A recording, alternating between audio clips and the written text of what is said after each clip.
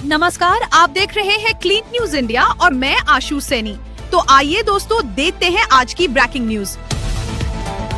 व्यापार समझौते पर जल्द समाधान की उम्मीद। ट्रंप टैरिफ पर श्रृंखला का बड़ा बयान।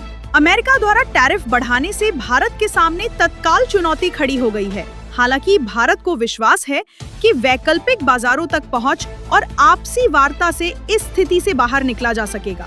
विदेश सचिव हर्षवर्धन श्रृंगला का कहना है कि जल्द ही भारत अमेरिका के बीच व्यापार समझौते का रास्ता साफ होगा। भारत पर 50% अमेरिकी टैरिफ, विनिर्माण क्षेत्र पर असर का खतरा। बुधवार से भारतीय उत्पादों पर 50% अतिरिक्त अमेरिकी टैरिफ लागू हो गया है, जिससे 48 अरब डॉलर से ज्यादा के निर्यात पर प्रतिकूल प्रभाव पड़ सकता है। विशेषज्ञों का कहना है कि महंगे होने के कारण भारतीय उत्पाद अमेरिकी बाजार में प्रतिस्पर्धा नहीं कर पाएंगे और कम टैरिफ वाले देशों को फायदा होगा।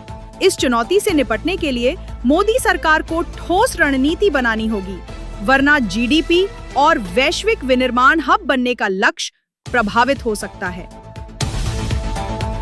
वैष्णो देवी मार्ग पर भूस्खलन से 30 की मौत, बारिश का अलर्ट जारी।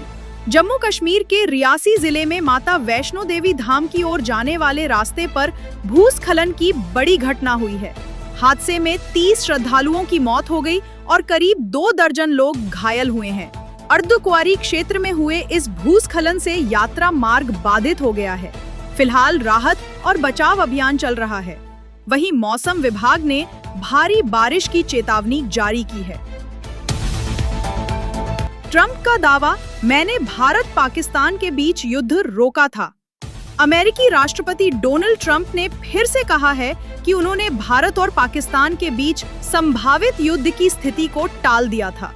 व्हाइट हाउस की कैबिनेट बैठक में ट्रंप ने बताया कि उन्होंने पाकिस्तान को कड़ी चेतावनी दी थी और कुछ ही घंटों में हालात काबू में आ गए। उत्तराखंड में मंत्रिमंडल विस्तार की सुगबुगाहट तेज। प्रदेश में मंत्रिमंडल विस्तार की चर्चा एक बार फिर तेज हो गई है। दून से दिल्ली तक विधायक सक्रिय हैं और मुख्यमंत्री पुष्कर सिंह धामी के साथ साथ केंद्रीय नेतृत्व से भी मुलाकात कर रहे हैं। 23 साल बाद भारत में फिडे विश्व कप का आयोजन, पीएम मोदी ने जताई खुशी। प्रधानमंत्री नरेंद्र मोदी ने कहा है कि 23 साल बाद भारत में फिडे विश्व कप 2025 का आयोजन होना गौरव की बात है। उन्होंने कहा कि शतरंज युवाओं के बीच तेजी से लोकप्रिय हो रहा है और इस प्रतियोगिता में दुनिया के बेहतरीन खिलाड़ी अपना कौशल दिखाएंगे। गुरुग्राम में बड़ा एनकाउंटर, 5 शूटर गिरफ्तार। गुरुग्राम पुलिस और हरियाणा एसटीएफ ने संयुक्त अभियान में 5 कुख्यात शूटरों को मुठभेड़ के बाद पकड़ लिया। इन पर बॉलीवुड सिंगर राहुल फाजिलपुरिया की हत्या की साजिश रचने का आरोप है।